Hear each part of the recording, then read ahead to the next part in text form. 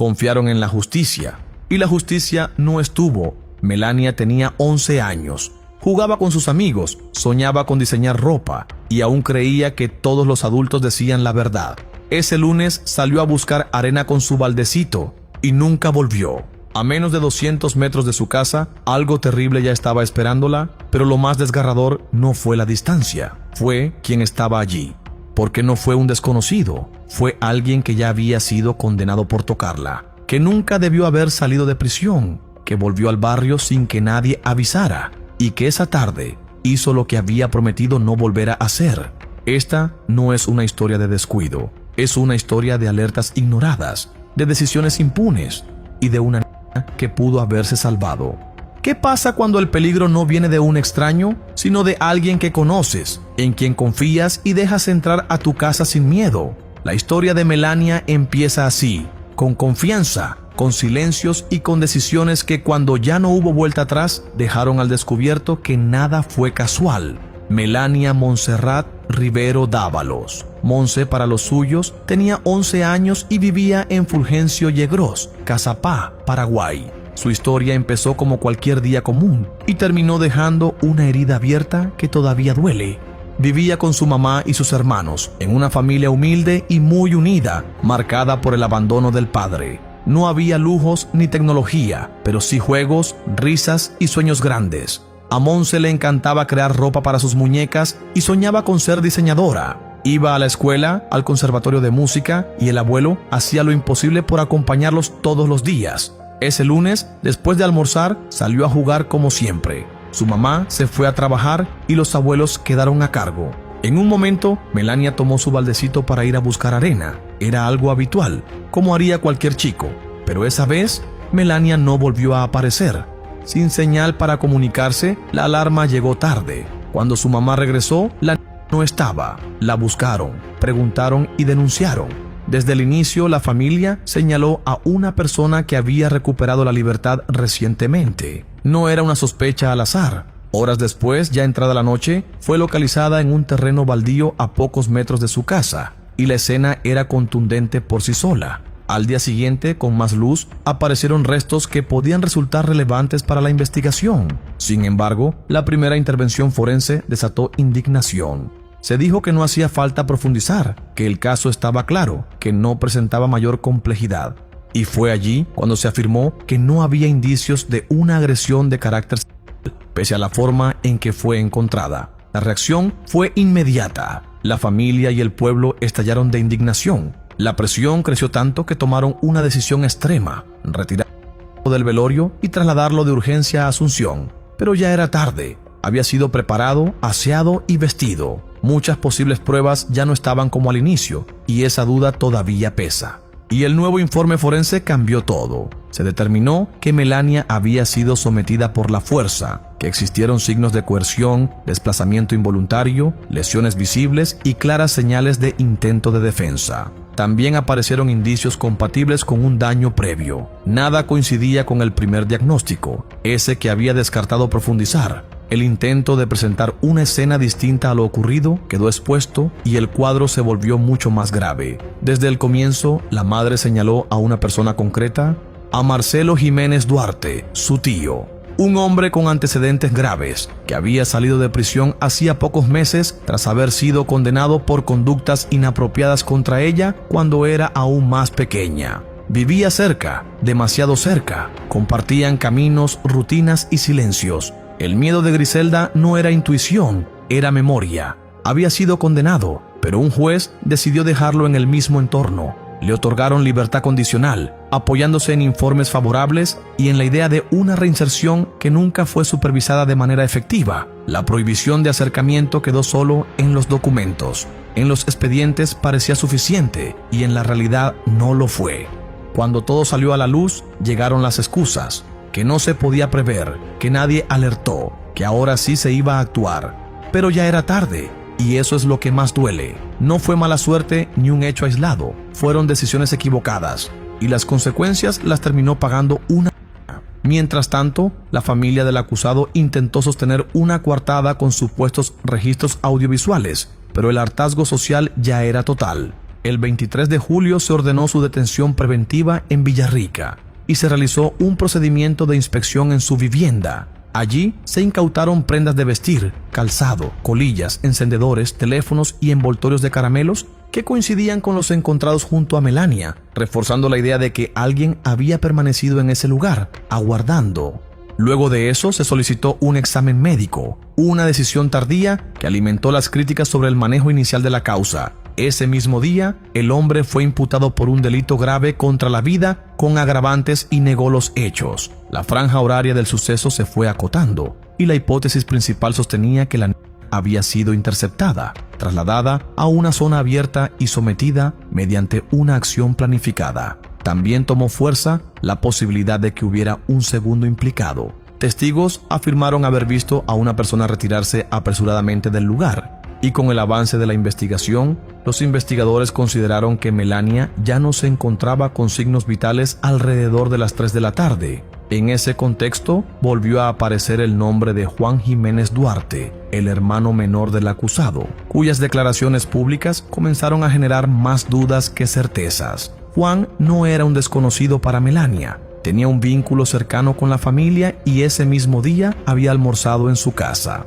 Cuando ocurrió el episodio previo denunciado en 2022, él tenía unos 13 años y ya formaba parte de ese entorno, presenciando situaciones que muchos optaron por minimizar. La madre de los dos hermanos los defendió desde el primer momento. Incluso llegó a responsabilizar a la niña, afirmando que ella había provocado una situación inapropiada, palabras que generaron una fuerte indignación social. También ocultó un dato clave, que Marcelo ya había recuperado la libertad y estaba nuevamente en la zona, muy cerca, en una comunidad pequeña donde todos se conocen. La familia de Melania nunca fue advertida. El temor de la madre no había sido exageración, había sido una alerta ignorada. Con el avance de la causa, Juan comenzó a aparecer cada vez más en la investigación. Las señales se acumulaban. Era el único que fumaba en esa casa y la marca de los cigarrillos coincidía con la encontrada en el lugar. El encendedor también. Una vecina aseguró haberlo visto salir del área que luego quedó marcada para siempre. Los niños que jugaban con Melania también lo ubicaron allí, en ese mismo horario. Y claro que hubo más indicios. Algunos testigos dijeron haberlo visto intentando ocultarse o ingresar a una despensa, algo que no coincidía con su versión de que estaba jugando al fútbol. A eso se sumaron marcas visibles en sus piernas. Él explicó que se las había hecho jugando, pero los especialistas indicaron que ese tipo de señales coincidía con marcas de resistencia. Cada dato reforzaba una hipótesis incómoda, que no habría intervenido una sola persona. Y fue el 25 de julio cuando fue citado para una revisión médica. Llegó acompañado por su madre, pero decidió no realizar el examen, algo que estaba dentro de sus derechos, aunque esa decisión generó más dudas que respuestas. Al no poder ser retenido, se retiró. Horas después, vecinos lo vieron junto a su madre en la terminal de ómnibus. Se dio aviso a la fiscalía ante la sospecha de un posible intento de alejarse del proceso, pero no hubo respuesta inmediata. Al día siguiente, cuando las autoridades llegaron con una orden de detención, el joven ya no se encontraba en el lugar. Fue considerado no localizable y comenzaron las búsquedas en la zona. Más tarde se presentó de manera voluntaria, nuevamente acompañado por su madre y su abogada. La defensa sostuvo que siempre estuvo a disposición de la justicia, pero para muchos el impacto ya estaba hecho. En este caso nada pareció casual, cada acción sumó y cada silencio pesó. Luego de varias idas y vueltas, finalmente se ordenó la inspección médica que antes había sido rechazada. El 26 de julio, el joven fue imputado como presunto coautor y un día después, el 27, la justicia confirmó la medida de detención preventiva para ambos sospechosos en Villarrica. Marcelo fue trasladado a la penitenciaría regional y su hermano menor al centro educativo El Sembrador. Allí no se concedieron beneficios alternativos ni medidas sustitutivas. La gravedad del hecho, el riesgo de evasión del proceso y la posibilidad de alteración de pruebas pesaron más que cualquier otra consideración. La fiscalía contó con 6 meses para cerrar la investigación. Aún quedaban pericias, análisis y testimonios por realizar, y varios datos clave no se hicieron públicos, pero todos sostenían una hipótesis cada vez más firme. No habría actuado una sola persona.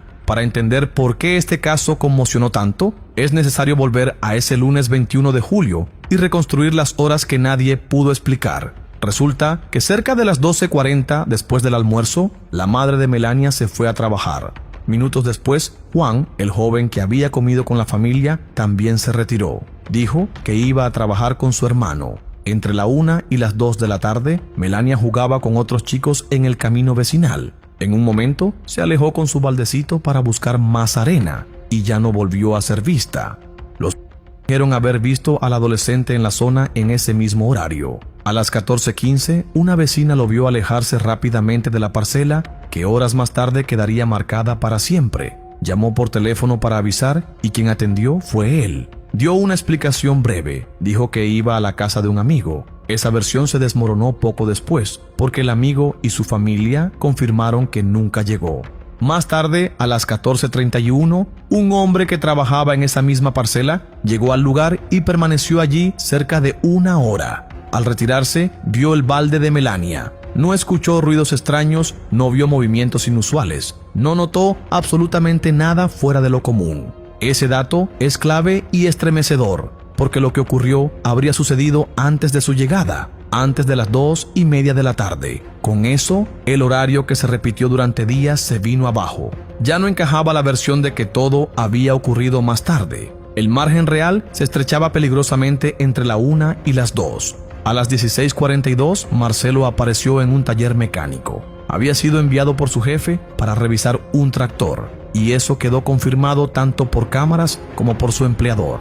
El problema no fue ese momento, sino todo lo anterior. Nadie pudo explicar qué hizo Marcelo desde que salió de trabajar, cerca de las 11:30 de la mañana hasta esa hora. No hubo registros. La cámara del lugar donde trabajaba no funcionaba. Existió un vacío total, justo en el horario en el que todo se desencadenó.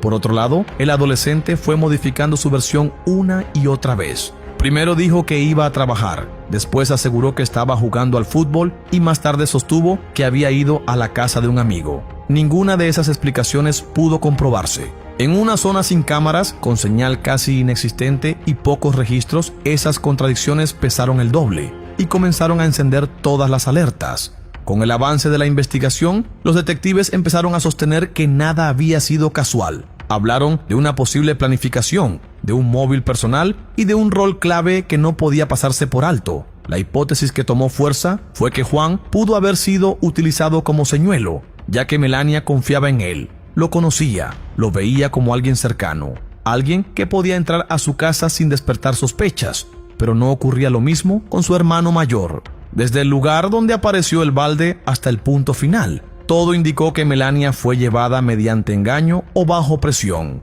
Y aunque muchas cosas seguían sin explicación, el horario dejó de ser una incógnita, y los investigadores ubicaron el hecho entre la 1 y las 2 de la tarde.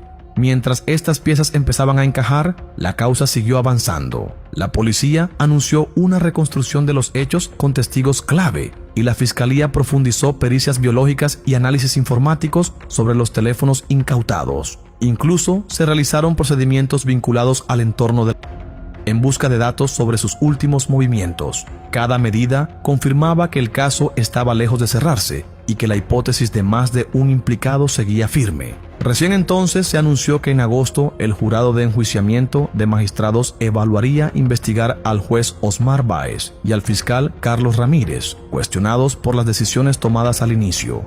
Para muchos fue tarde. Fallaron cuando no escucharon a una madre que pedía ayuda y cuando hablaron de alejamiento como si eso pudiera proteger a alguien en un pueblo pequeño, donde todos se cruzan y los controles son mínimos. Este caso generó bronca, impotencia e indignación. Melania ya no está, y cada decisión equivocada se fue sumando como una cadena imposible de romper. Con el paso del tiempo, lo que quedó cada vez más claro fue algo todavía más doloroso. Esto se pudo haber evitado. ¿Y tú conocías este caso?